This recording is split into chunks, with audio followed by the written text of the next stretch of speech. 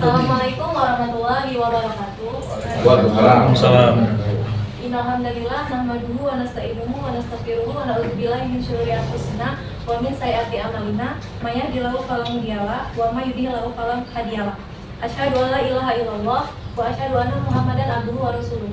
Amma ba'du. Yang pertama-tama terima kasih kepada Bapak Kapolsek Agung Timur, Jumhari Sarpal, dan jajarannya.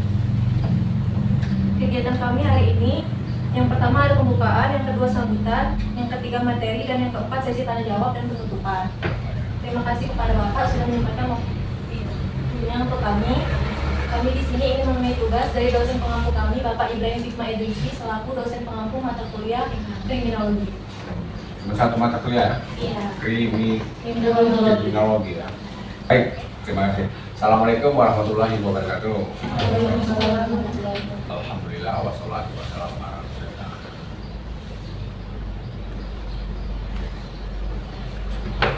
Terhormat rekan-rekan ya, anak buah, para kanit. Tadinya semuanya kan itu ada berapa di Polsek ini, ada 5, tapi ada beberapa kanit yang tidak sempat hadir oleh karena izin tadi. Ada kegiatan di luar ataupun kegiatan di keluarganya. Alhamdulillah pada pagi hari ini kami dari Polsek, kami di Polsek Agung Timur menerima kunjungan belajar ini. Iya. Apa kunjungan apa tepatnya? Penelitian dan sosialisasi dalam rangka mata kuliah kriminologi dari Universitas Muhammadiyah Kota Bumi. Saya perkenalkan dulu ya. Pertama saya dulu, saya itu Jumhari Sarpal, jabatan sebagai Kapolsek Agung Timur. Sementara libat saya untuk menjabat ataupun menduduki jabatan ini. Di sebelah kiri saya, Kanit Reskrim Polsek Agung Timur. Jadi yang bersinggungan nanti tentang kriminologi ya, Selamat Dokter Kriminologi. Dia namanya, panggilnya Atin Dedi. Pak kan? Siap. Atin Dedi. Benar kan? Iya. Benar. Jabatan dia aku udah tahu ya. Kalau mau di catat, Kanit Reskrim, Kanit Reserse Kriminal. Disingkat Reskrim. Kanit, kepala unit Kanit itu. Reskrim Reserse Kriminal. Yang pakaian dinas duduk di sofa, namanya Aibtu Mas Huri, Kanit Sambara. Yang pakaian preman yang ganteng itu Aibtu Febrianto, Kanit Intelkam Polsek Agung Timur. Nah, yang gemoy tapi ganteng, Kanit Propos, namanya Aibtu Satria.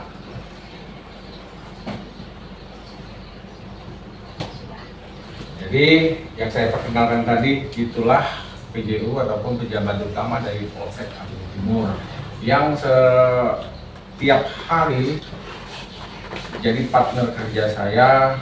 Kalau bukan dari mereka-mereka yang melaporkan kegiatan ataupun yang ditunjuk dia sebagai kanit apa, dia tetap koordinasi sama saya selaku Kapolsek. Makanya dari laporannya per hari memang harus ada untuk perkenalan dari Polsek. Semoga cukup. Saya pengen tahu juga ini perwakilan ataupun kelompok berapa ya, ataupun tempat tinggal ya. Dimulai dari kayak kacamata dulu ya. Izin perkenalan diri, nama saya Fi Amelia. Ini tempat tinggal saya Banjar Harum atau Cepak. Sukajaya ya? Rokimal kan? Cepak Cepak masuk Kota Bumi Utara. Masuk Oh. Kota Bumi Utara. Cepak itu masuk Kota Bumi Utara? Iya.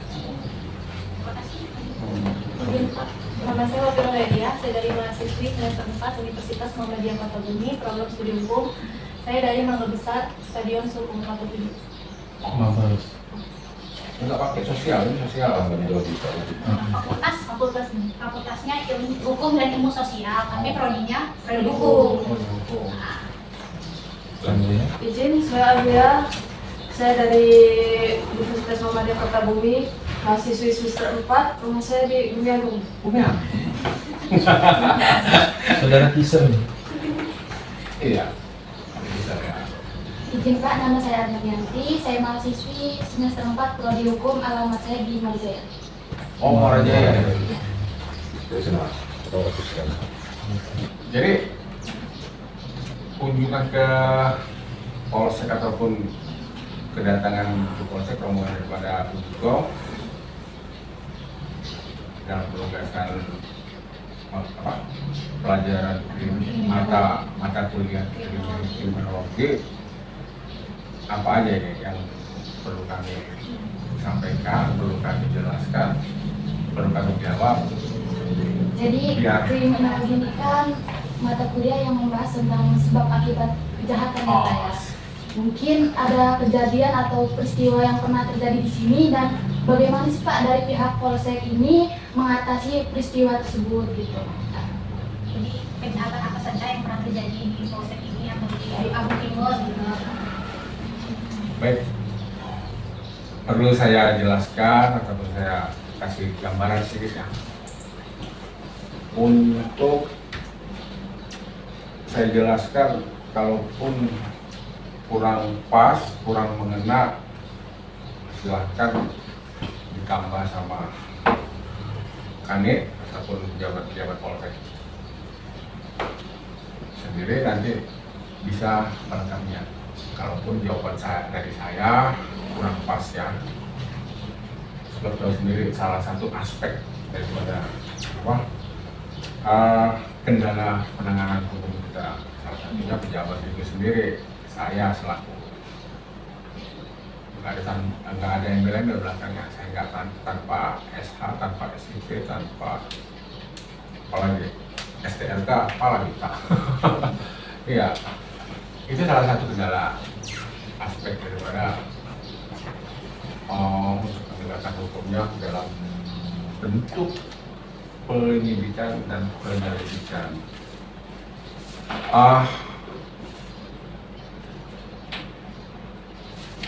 Seperti ditanyakan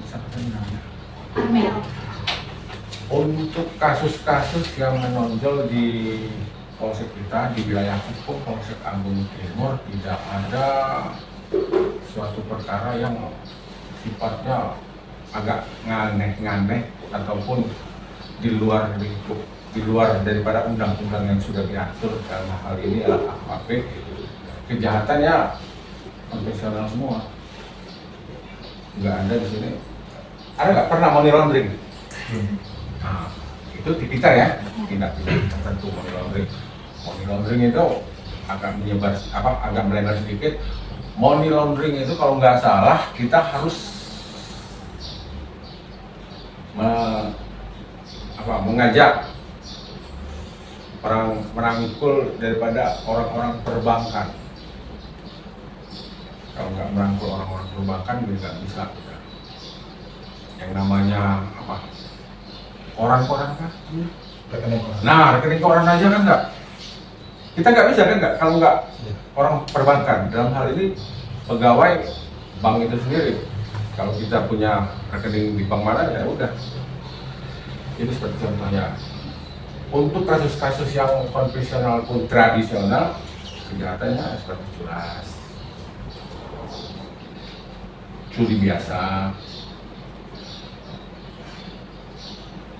antar pencurian uang juga ada. Pembunuhan kita nggak ada ya. Selama 2 tahun ini 338 atau 340 nggak ada. Ini yang ada cuma 365 ada, 363 dan 362. 364 ada. Tapi itu delik aduan ya. Tahu delik aduan? Paham? Suatu perkara permasalahan yang dilaporkan bisa dicabut kembali oleh kepolisian sendiri. Itu singkatnya. Makanya itu kalau di gaduhan ya silakan aja, apalagi anak kandung Ali ya. Untuk pencurian HP kami masukkan ke dalam piring selama itu kerugian ya di bawah 2.500.000 ataupun 2.500 K. 2.500 ya juta ya 2,5 juta. Jadi kami masukkan di piring. Di atas itu kami berlakukan seperti biasa. Toh untuk penyelesaian ada tadi. Untuk penyelesaian kami di sini tidak mesti tegak lurus dengan penegakan hukum, tidak. Jalur untuk penyelesaiannya ada dua. Satu rembuk, satu RJ, restoratif justice. Restorasi justice. Untuk penyelesaian rembuk pekon, sistemnya kami melibatkan semua lini masyarakat. Itu satu rembuk pekon, satu restorasi justice. Rembuk pekon itu yang bisa diselesaikan itu belum dilaporkan. Suatu permasalahan yang dilaporkan ke masyarakat, namun belum dilaporkan kami ke Selabdos. Belum tercatat lah, silakan diselesaikan di desa. Musyawarah bukan itu yang dilibatkan kades, wali mas, wali bisa, dan tokoh-tokoh serta pelaku dan tersangka. Itu pun tidak ada yang terpaksa, silakan terbuka. Kalaupun korbannya terpaksa, artinya di bawah tekanan ya. Kamu nggak selesai ini, ada orangnya itu yang nekan dia, artinya diintimidasi. Kalau restorasi justice tadi itu yang dilaporkan yang sudah sudah diterima, namun kalau memang ada pertemuan antara tersangka dan korban mau menuju damai, kami selaku penegakan hukumnya dilihat dari sisi enggak ada permasalahan ke depannya, silakan saja, sah saja. Itu kalau restorasi justice bisa di kepolisian langsung selama dia belum diterbitkan SPDP, surat permintaan penyidikan, dimulainya penyidikan ke kejaksaan. Tapi kalau sudah SPDP dilayangkan ke kejaksaan ataupun dalam hal ini penuntut umum, tetap bisa dilaksanakan, tapi diundang juga selaku jaksanya. Siapa yang hadir, kalaupun belum di SPDP diterbitkan, pihak kepolisian, tersangka dan keluarganya dan korban. Silakan tunggu. Kalaupun SPDP-nya sudah dilayangkan, bisa selesai, tapi yang dilibatkan juga orang dari kejaksaan. Mungkin yang bisa saya sampaikan itu mungkin ada penambahan dari Kadit, res masalah kasus yang lain mungkin silakan Pak Kadit. Kalaupun ada, ya. Ada lagi yang mau disinggung ataupun mungkin ada yang kenal dari desa Munyodong ini kan kayak pembegalan gitu ya Pak ya. Mungkin dari pihak polsek ini gimana sih Pak cara ngatasinnya itu? Ini Pak Kadit Sabara dalam hal ini patroli untuk selanjutnya ini untuk melakukan kegiatan preventif. Mulai itu kami melaksanakan patroli jam-jam rawan. Nah, jam-jam rawan itu tentunya kalau kejadian di situ sering jam 3 sore ya kami patroli jam 3, lalu malam ya subuh gitu. Ya cuman itulah patroli cara ini kanan penekanan daripada angka ya. Tadinya momok dari segala kejadian ya difokuskan di Kampung Timur. Orang Nenteng di sini datang, Nenteng apa? Bukan Nenteng, karena itu tinggal masih dipegang. Aduh. Ya karena orang Itu- tua saya juga sempat itu kan. Itu dulu. Tapi kalau sekarang 5 tahun ke belakang ya, 2018 artinya 2019 sampai ke sini, Aman ya Pak. alhamdulillah yang namanya kasus tersebut bisa pindah. Bukannya aman, bisa pindah. Mungkin pindah ke Jawa, ke Jakarta kan nggak mungkin pelaku-pelakunya, silakan aja. Toh dia jangan bermain ataupun melakukan aksinya di sini. Itu yang pertama. Tempat kita Aman. Bumi Agung jadi Kondusif. orang kondusif, orang itu jadi nggak was-was lagi. Iya. Baik pagi, siang, malam apalagi kan enggak. Jadi kayak trauma orang tuh, bener. Males mau masuk sini. Kalau enggak rame-rame, kalau enggak konvoy, kamu buat omongan. Para kanitnya tetap melaksanakan tugas dengan baik dan benar. Insya Allah penekanan angka kriminalitas kita bisa tekan. Yang masalah begal itu pernah takut nggak Pak orangnya? Yang begal itu apa dia dari desa sini atau dari desa mana gitu tapi begalnya di sini? Bedanya di sini. Pernah. Ya, tadi seperti kata Pak Kapolsek, saya juga baru, jadi untuk masalah penangkapan begal kita di sini, kalau untuk ada kejadian kita di sini bergabung dengan Polres, Kanit beserta Kanit kita di Polsek ini bergabung untuk nangkep pelaku. Cuman sampai saat ini ya alhamdulillah dari 5 tahun kemarin belum ada yang namanya begal, terjadinya pencurian dengan kekerasan ya. Itu belum ada, jangan sampai terjadi di wilayah kita. Kami juga minta bantu ini yang muda-muda, adik-adik semua, ada keluarga ataupun kawan-kawan, itu bisa kan udah tahu semua ya tentang hukum ya bisa disampaikan dengan keluarga, dengan kawan-kawan. Kalau melanggar hukum ya ada sanksinya. Bisa jelasin nggak? Ya,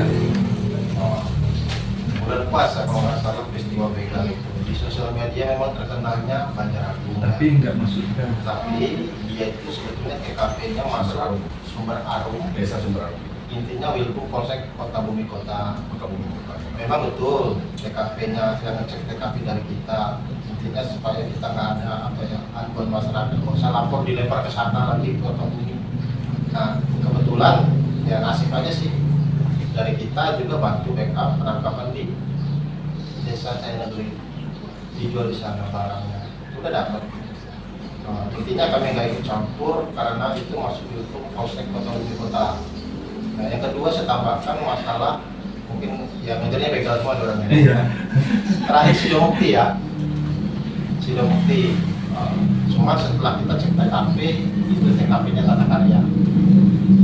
Jadi kami nggak melakukan pemberkasan, nggak cuma penanganan pertamanya dan kita.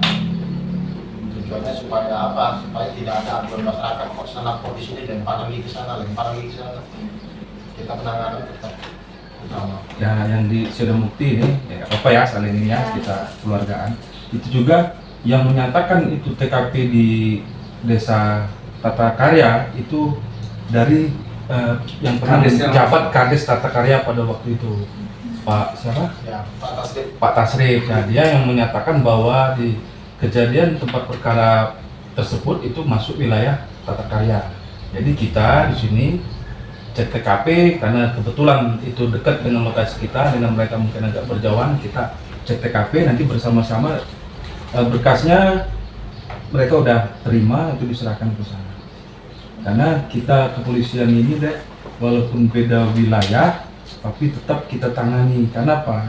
Karena setiap polsek jangkauannya kan luas, jauh-jauh. Kebetulan kayak di tempat kita kemarin di Banjaragung itu kan lebih dekat dari tempat kita daripada di kota. Makanya di medsos juga karena mungkin di situ melihat ada anggota Polsek Abung Timur, maka mereka menyatakan itu masuk wilayah Abung Timur.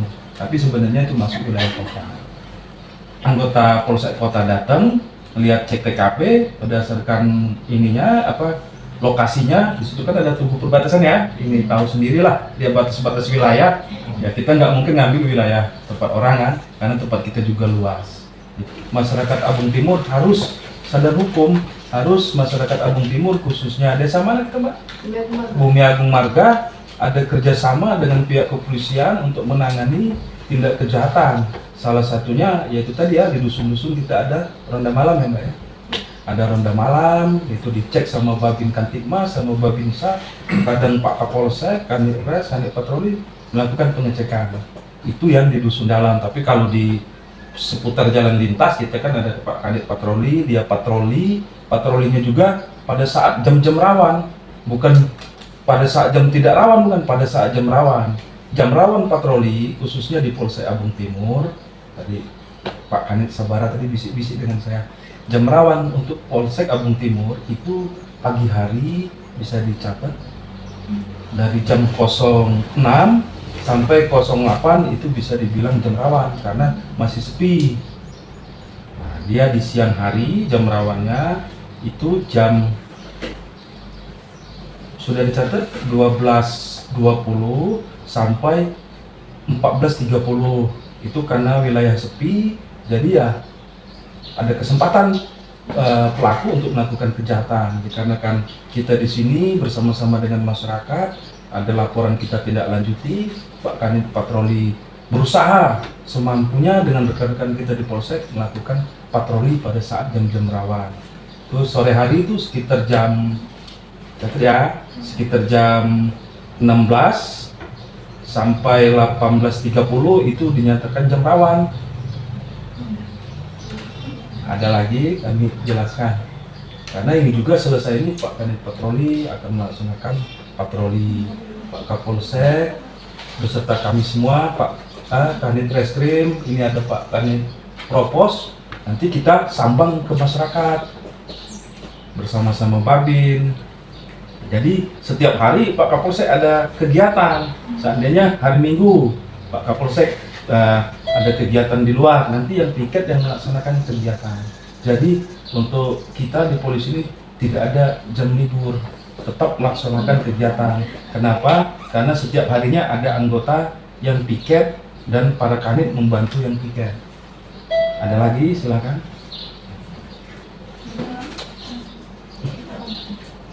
Oh ya, mau saya tambahkan ya. Banyak laporan yang masuk di sini dalam HP ya, itu termasuk digital kan? Ya. Nah, kendala dan hambatannya, alat tidak semua alat untuk melacak digital tersebut ada di tiap-tiap kepolisian.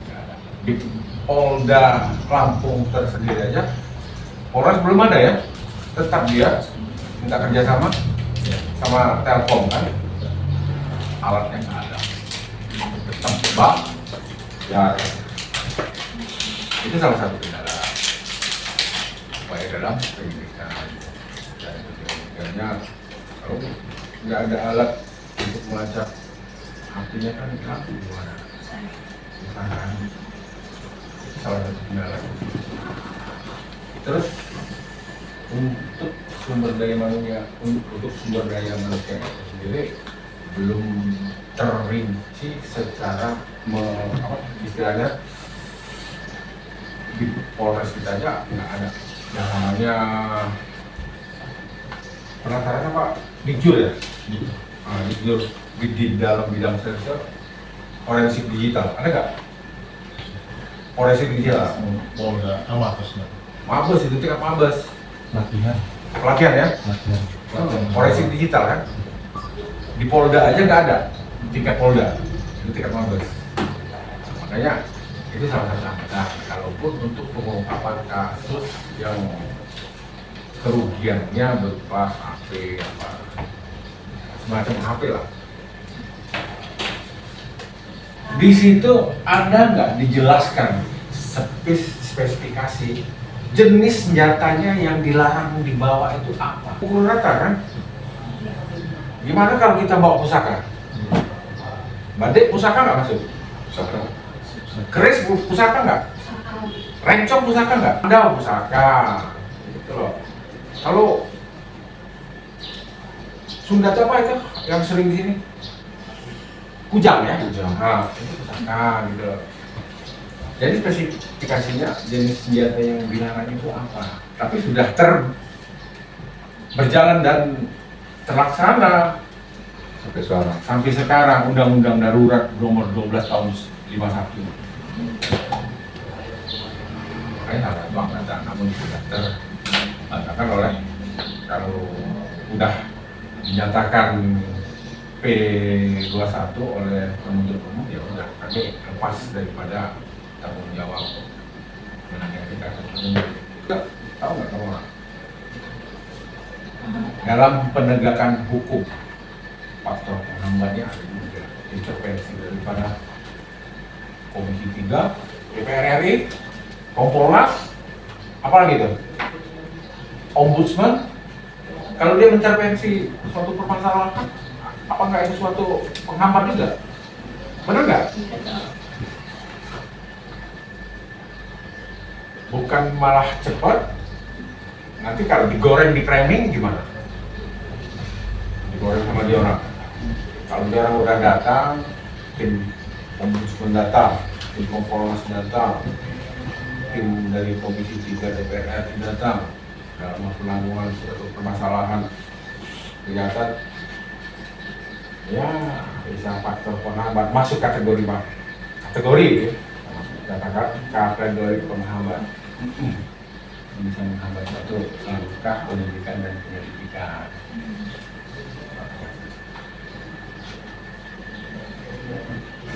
Yang dapat saya sampaikan untuk sementara ini, sejauh ini itu saja, beserta kanit-kanit. Kalaupun ada yang lain untuk ditambahkan dalam pertanyaan, silakan. Sekarang ini menggunakan KUHP Zaman Dana.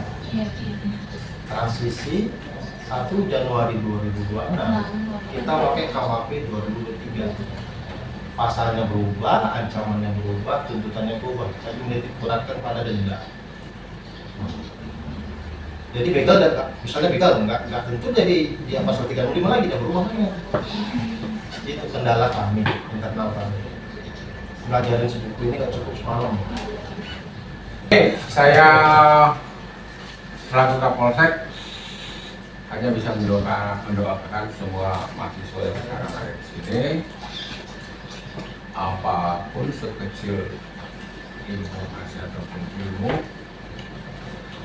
mudah-mudahan kamu orang bisa jadi perpanjangan polisi untuk menjelaskan kepada masyarakat yang sekarang ini masih buta hukum ya, kurang pemahamannya. Silahkan rekan-rekan dari adik-adik dari mahasiswa untuk menyampaikan gitu loh, memberi pemahaman. Oh ini loh, kalau kita ada masalah kemarin dicuri, kamu silakan aja melapor.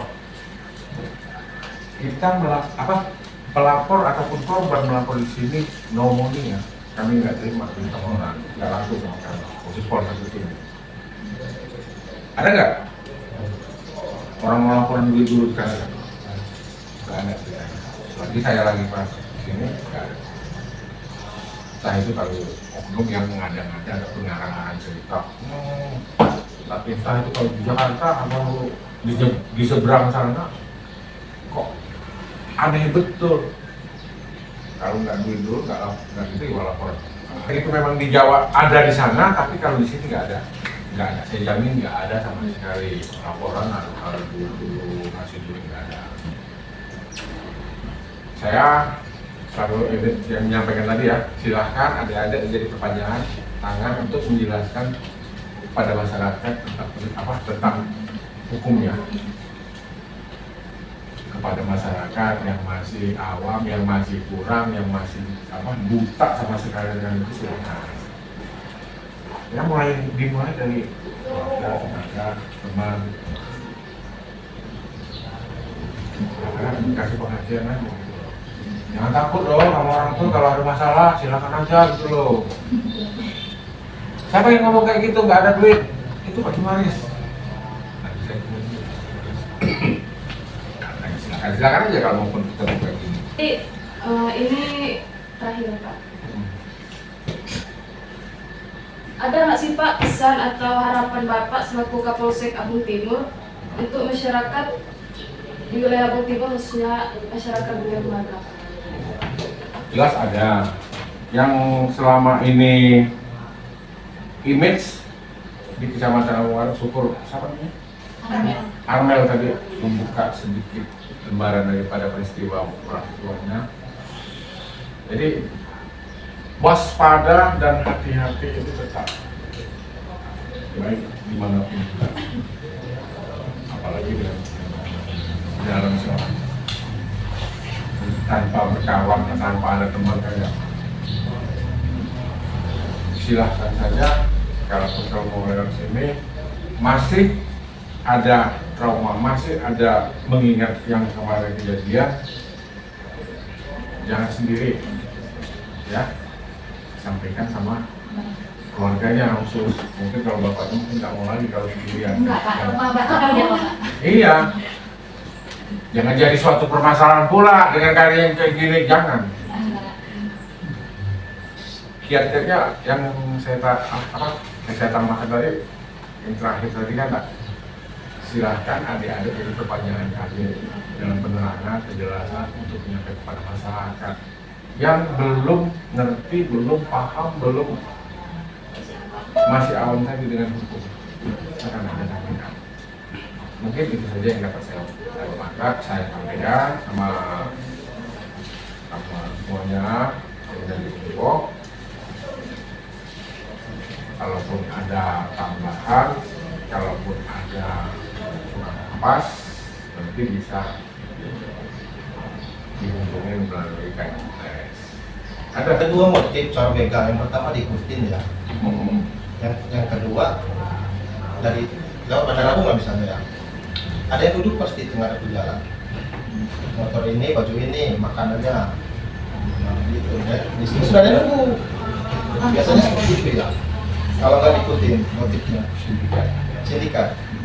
Dia apa yang cacat nongkrong di sini, oh ada motor bukan orang sini, oh ini orang sana nih. Gitu. Iya, dia menginformasikan kepada eksekutornya. Jadi makanya orang sini rata-rata yang maaf jarang motor.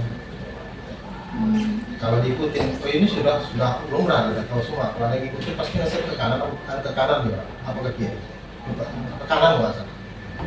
Kalau masih diikutin langsung masuk rumah orang. Kodenya, ya, kode. Dulu tapi kalau sekarang nggak tahu. Intinya nggak ada lah tindak pidana yang sempurna. Iya. Pasti ada jejak penangkapannya. Ya kendalanya kita mau nangkep, malah cabut laporan, cabut keterangan. Terima kasih Pak atas Pak Ibu Haris dan Pak Dedi serta jajarannya sudah menyempatkan waktu kami. Maaf kami mengganggu. Mbak, justru kami senang. Kami akhiri billahi fisabilillah wassalamualaikum warahmatullahi wabarakatuh.